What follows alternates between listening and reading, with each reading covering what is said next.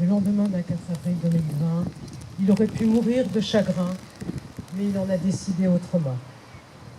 Christian est à lui seul ce que les 1000 temps sont à la valse de Brel.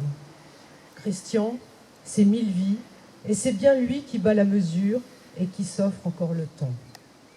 Le temps d'aimer chacun d'entre nous, à sa manière, avec ses mots, avec ses gestes, mais aussi quelquefois, ou parfois, avec ses silences. Que l'on ait 20 ans, 30 ans, que l'on ait 40 ou 80 ans, il avait ce talent pour faire valser la jeunesse éternelle qui demeure en chacun. De ces 1000 vies, de ces 1000 temps, il fera se croiser 1000 destins, 1000 plaisirs au pied de la tour Jacquemart, dans ce qui est devenu une institution, un refuge, la charrette. À l'heure du chacun chez soi, nous y sommes tous chez nous, sans jamais oublier qui est le patron.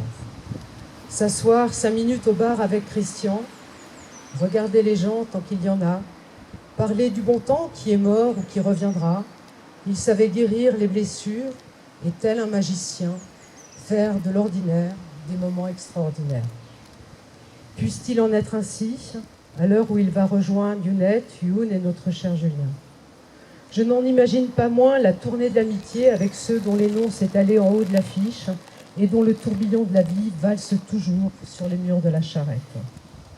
La maison est toujours là. La famille l'est plus que tout. Il nous revient en héritage de faire vivre l'âme et l'esprit de la charrette de 1000 façons auprès de Clément, Maxime, Evelyne et Véronique. À cet instant, dire que Christian est mort. Moi, si j'étais le bon Dieu, je crois que je ne serais pas fière. Moi, si j'étais le bon Dieu, je crois que j'aurais des remords. Salut l'artiste.